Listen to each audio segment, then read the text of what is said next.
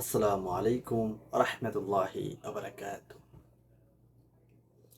৬৫০ কোটি টাকা দিয়ে কেনা হয়েছিল চীন থেকে ডেমো 10। এখন এগুলো বাঙ্গারি অবস্থা।